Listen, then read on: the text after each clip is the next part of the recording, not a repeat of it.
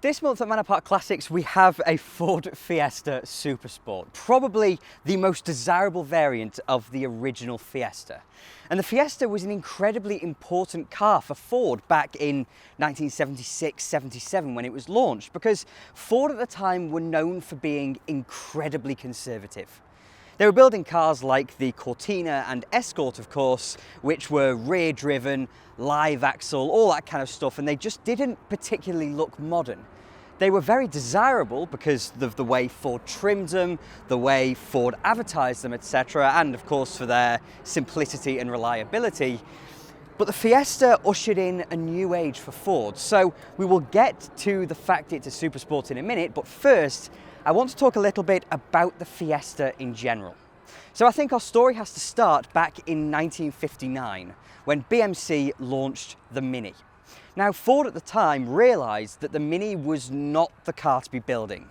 In that same year, they launched their new small saloon car, the Anglia, which was much larger than a Mini, it was less efficient than a Mini, but most importantly, it was cheaper to build than a Mini, and it was also cheaper to buy than a Mini.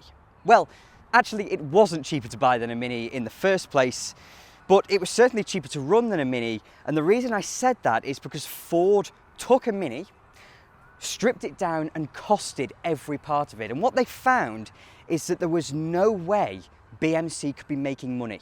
The Mini was radical in 1959 with its transverse engine front drive layout, with its independent suspension all round even, and so Ford realised that for a while at least there was no point in building a small car like a Mini. The Anglia actually made money. Ford sold it at a price whereby they could make a profit. A Mini was so expensive to build that BMC couldn't. Ford actually felt the duty to inform BMC of their findings because they couldn't quite believe what they were seeing, and BMC just shrugged.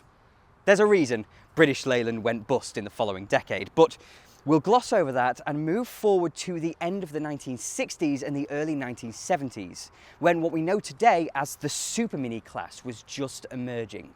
We saw cars like the Fiat 127, the Renault 5, and even the Volkswagen Polo a little bit later, which were all new era Super Minis. They were like a Mini, but they were that little bit larger to make them more usable and more refined. They also refined the formula of the Mini. Dante Giacosa at Fiat most famously putting the gearbox on the end of the engine rather than in the sump in that silly Isogonis Mini fashion.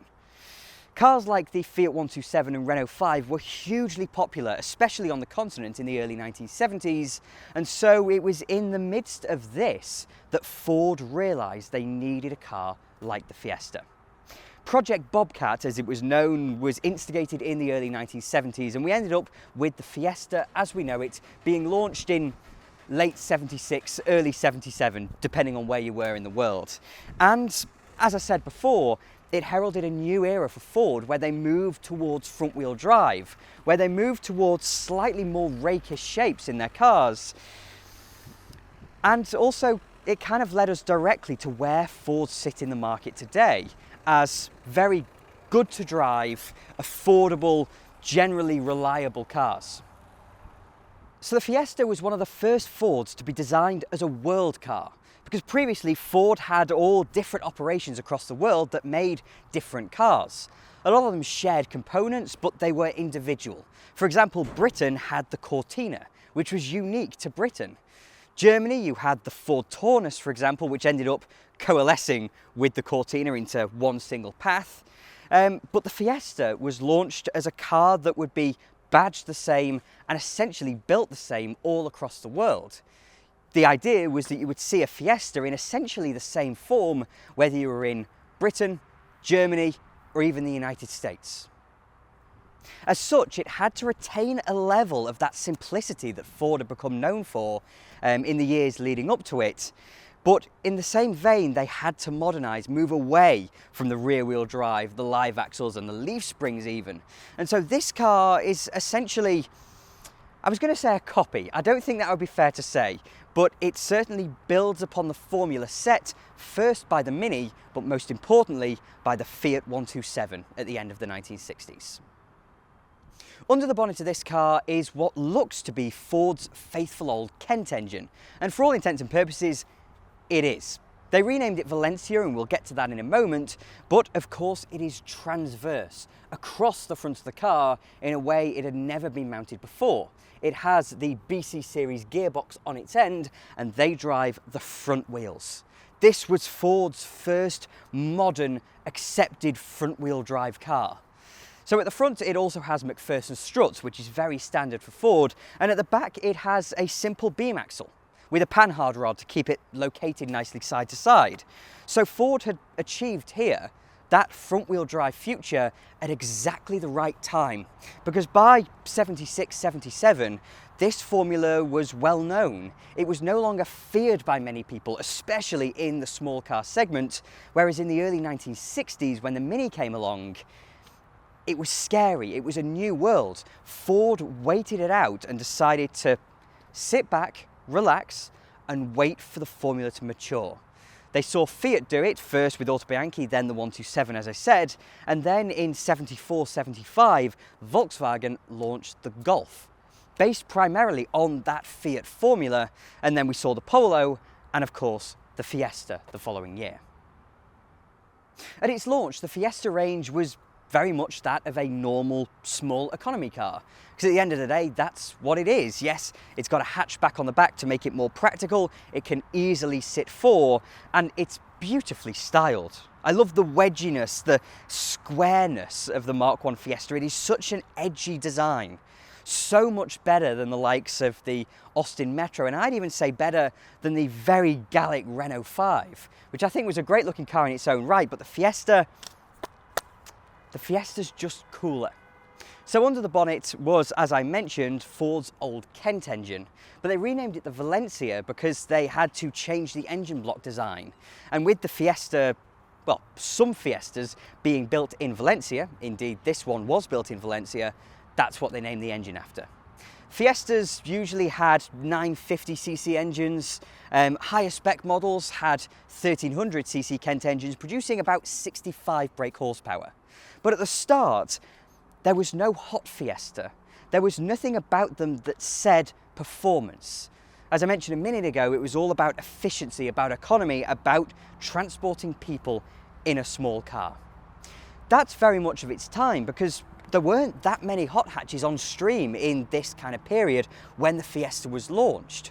There was the Fiat 127 Sport and the Renault 5 TS, but they weren't enormously sporting. Indeed, when the Fiesta was launched, the closest to a sporty version you could get was the 1300S. Now, all the 1300S had over a standard Fiesta was some graphics, really, and a different seat pattern. It wasn't overtly sporting, it didn't really catch your eye, and it certainly didn't have any extra performance. But around the time the Fiesta was being launched, people just started dipping their feet into the sports car market again. Sports car, I should have said hot hatch market, but still they are small sports cars, so it still makes sense. Back in the 1960s, we had the famous Mini Coopers. But BMC British Leyland realised that they were losing money, they were expensive to build, they had warranty claims, and so they stopped producing Mini Coopers in 1971. So by the time the Fiesta came along, people were just dipping their feet in again. Renault with the Renault 5 Alpine, known in the UK as the Gordini.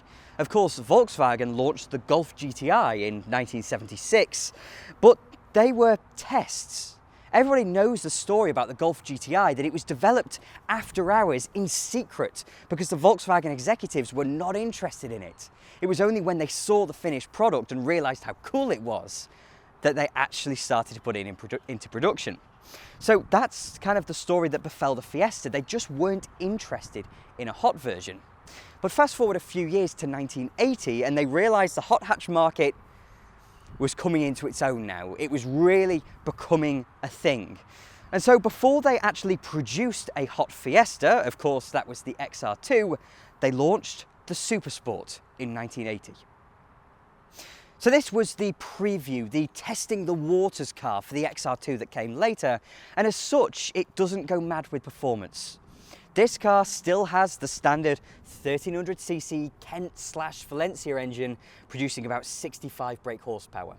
In that department, it's not changed, because that's the expensive bit.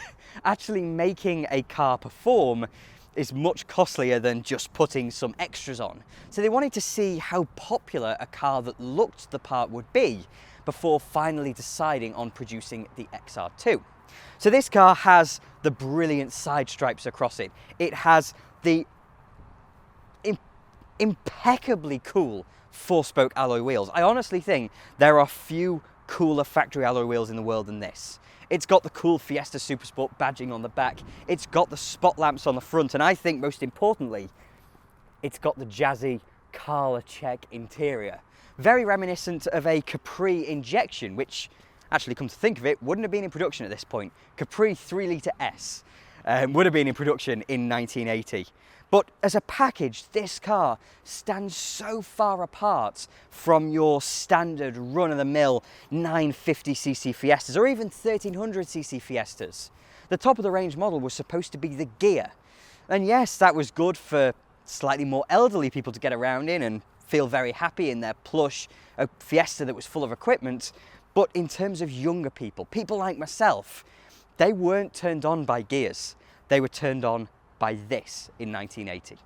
So we'll take it out for a little drive in a moment, but first what I want to mention is that this car was a resounding success. They only built 3,000 of them, and that was on purpose, but there was such demand for them that only a year later, Ford launched the Fiesta XR2. That famous XR nameplate would define the next decade in terms of European hot hatch motoring, and the Fiesta XR2 installed a 1600cc version of the old Kent engine, producing 84 brake horsepower. Yes, that doesn't sound like a lot in the modern world, but in the early 1980s, that was a hell of a lot. Only the Renault 5 Alpine Turbo was really producing any more, and so the Fiesta XR2 was genuinely quick. But let's go back again to 1980. We'll see how this little thing drives.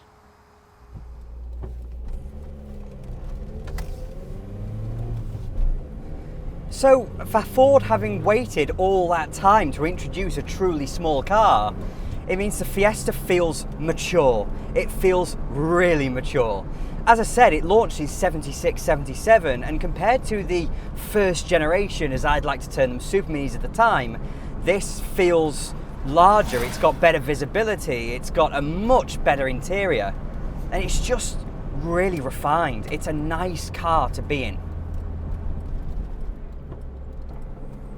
The other thing I'd like to compare it to is its biggest rival in the UK, and that car was only launched in 1980, the same year the Supersport was launched, and that's the Austin Metro. The Austin Metro was important because it was the Mini's replacement in the volume segment, and Mini sales collapsed overnight when the Metro was introduced. The Fiesta feels significantly more grown up than the Metro. The Metro feels like a Mini in many ways. It manages to maintain the problems the Mini had, in that it was a little bit too jittery on the road, a little bit too bouncy, and it wasn't enormously well made, while taking away a bit of the Mini's character. Now, I like Metros a lot. I own Metros. I don't own Mark I Fiestas. But the Fiesta just feels grown up in a way the Metro doesn't. It feels airier than a Metro even, which itself was packaging genius. But this car just feels a little bit of a rung higher in many ways. In terms of that, let's talk about this interior for a second. I'll put a thing on the screen so you can actually see what it's like. And it feels like a fully fleshed interior. Yes, it's got a big shelf on the left-hand side, but unlike many car interiors of this kind of era, it doesn't feel bare, it doesn't feel bland. It's got a proper switch panel in the middle, it's got a radio, and it's even got a clock, this being a Supersport, as well as this very simple yet comprehensive set of instruments in front of me.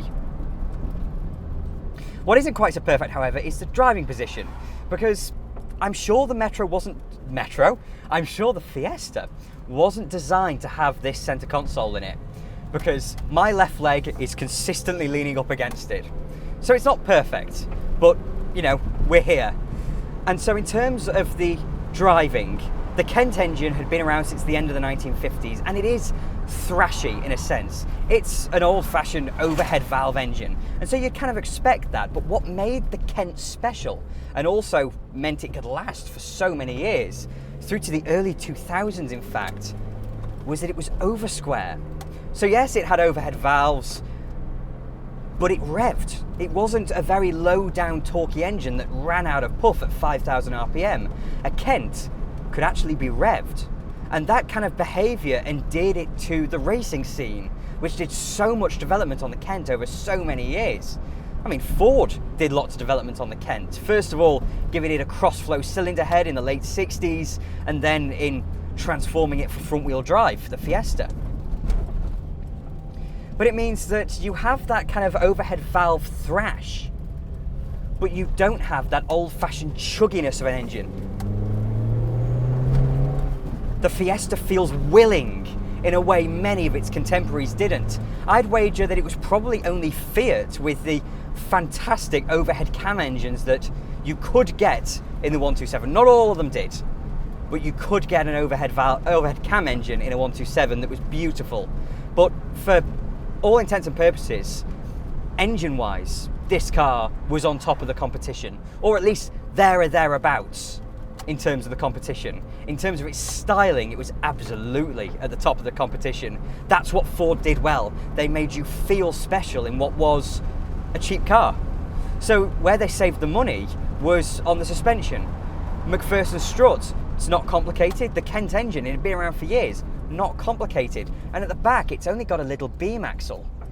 But I'm really surprised today, because I've driven later Fiestas than this that are a bit harsh, that don't feel refined, that feel like old cars. This has a decent balance to it. It has, I mean, between ride and handling. Yes, it's not ironing out bumps in the way hydrogas would or torsion bars would in the likes of a Renault 5.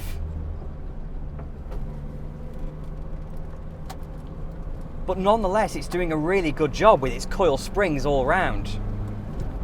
I'm thoroughly impressed with this little car. Oh, and another thing, the gear change is good. That's something the Metro never got, and a lot of these early-ish front-wheel drive cars suffered enormously from having poor gear changes because the gearbox was no longer below where the gear lever was. There had to be a link of some kind, whether that be through rods or cables, and that made a lot of them feel awful. This doesn't feel awful. This feels shockingly good. So we come out of here, we get our over-square Kent engine revving, and it has a nice and positive change. It's such a lovely little car to be in. This isn't a perfect example, but that makes it so usable, that with a few little tweaks to it, you have one of the coolest little, not a hot hatch, a warm hatch we'll call it. One of the coolest you can buy. So if you are interested, then do go to the website and have a little look for yourself.